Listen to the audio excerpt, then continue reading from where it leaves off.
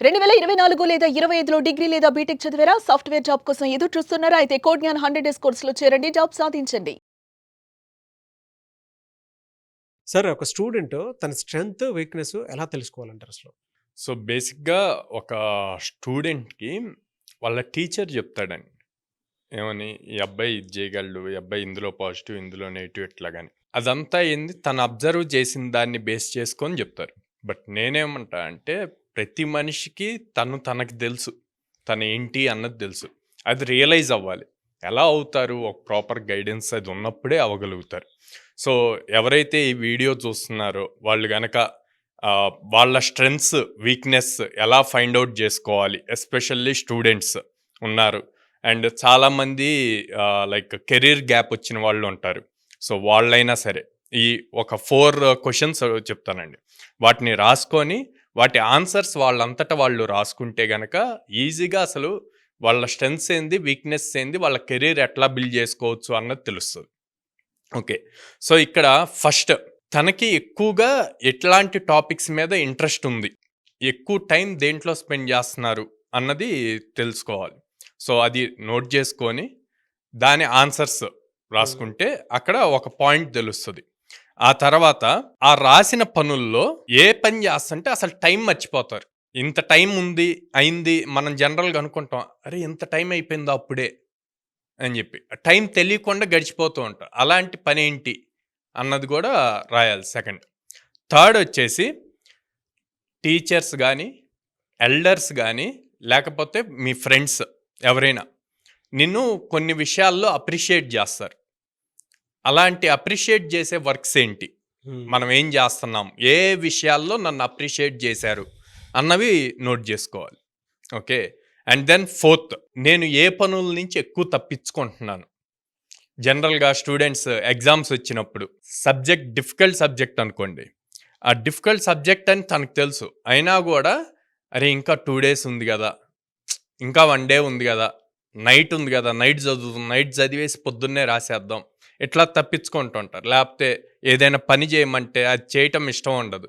So, అందుకని ఏయో unnecessary reasons అన్నీ చెప్పి ఆ పని చేయకుండా తప్పించుకున్నాం. అట్లాంటి అన్ని పాయింట్అవుట్ చేసుకుంటే, పెన్ పేపర్ తీసుకొని ఈ 4 పాయింట్స్ నోట్ చేసుకుంటే చాలా వరకు వాళ్ళకి క్లారిటీ వస్తుంది.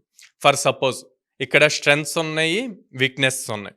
స్ట్రెంగ్త్స్ చెప్పిన వాటిలో తనకి ఎక్కువ ఇంట్రెస్ట్ పాయింట్స్కి ఫర్ సపోజ్ లాజిక్స్ ఎక్కువ రాయగలడు.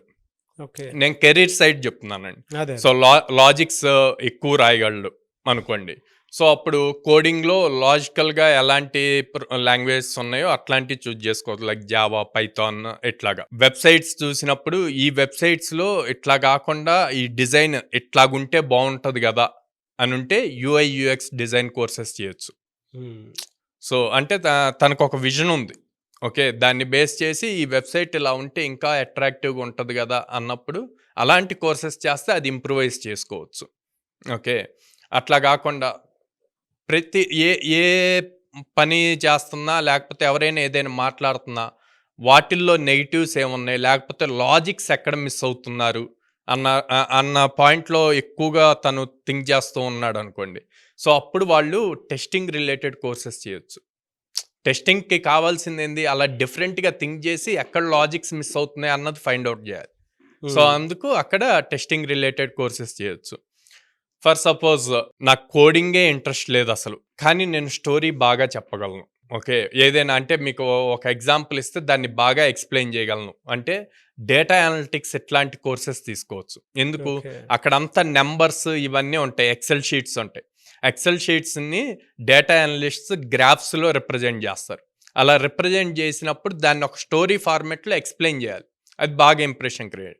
ఇయన్నీ గూడా ఎప్పుడైతే ఈ 4 క్వెషన్స్ వాళ్ళు రాసుకుంటారో వాటిల్లో స్ట్రెంగ్త్స్ ఏముంటాయో దానికి తగ్గట్టు ఈ కెరీర్‌ని బిల్డ్ చేయాలి. ఇప్పుడు వీక్‌నెస్‌కొచ్చామనుకోండి. నేను ఇంట్రోవర్ట్ అంటారు. ఓకే. ఎదురుంగా ఒక 10 మంది ఉంటే నేనెళ్ళి మాట్లాడలేనంటారు. పబ్లిక్ స్పీకింగ్ లేదు అంటారు. సో, అలాంటప్పుడు ఏముంది, దాని related course hardly like 10 days, 15 days course ఉంటాయి. ఆ 15 days కోర్సెస్ చేస్తే గనక పబ్లిక్ స్పీకింగ్ రిలేటెడ్ ఏవైతే ఉంటాయో ఆ స్కిల్స్ నేర్చుకుంటే నీ career next లెవెల్‌కెళ్తది.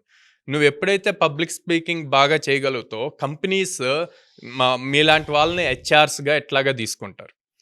Communication skills, sir నేను వర్క్ చేయగలను, దాన్ని ఎక్స్ప్రెస్ చేయలేను, కమ్యూనికేట్ చేయలేను అని ఉంటుంది. సో అలాంటి వీక్నెస్ ఉన్నప్పుడు మన నేటివ్ మదర్ లాంగ్వేజ్ ఏముంటుంది, మనం జనరల్గా తెలుగు మాట్లాడుతున్నాం తెలుగు స్టేట్స్లో, కానీ అన్ని దేశాల్లో కమ్యూనికేషన్ లాంగ్వేజ్, కామన్ లాంగ్వేజ్ ఏంటి, ఇంగ్లీష్. అది కంపల్సరీగా నేర్చుకోవాలి. హార్డ్లీ నువ్వు ఇన్ని ఇయర్స్, ఆల్మోస్ట్ 24 ఇయర్స్ నువ్వు చిన్నప్పటి నుంచి నేర్చుకుంటూ వచ్చి ఇంత సబ్జెక్ట్ నీ దగ్గర ఉండి ఒక కమ్యూనికేషన్ స్కిల్ లేకపోవటం వల్ల అది మిస్ అవుతుంది అంటే జస్ట్ 60 డేస్ ఫోకస్ చేయి. చాలా ట్యుటోరియల్స్ ఉన్నాయి, చాలా ఇన్స్టిట్యూట్స్ ఉన్నాయి, ఇంగ్లీష్ నేర్చుకోవచ్చు. ఇంగ్లీష్ ప్రాపర్గా నేర్చుకొని ఎలా కమ్యూనికేట్ చేయాలి అన్నది ప్రాపర్గా నేర్చుకుంటే నీ లైఫ్ నెక్స్ట్ లెవెల్కి చేంజ్ అవుతుంది ఒక 60 డేస్ నువ్వు స్పెండ్ చేస్తే.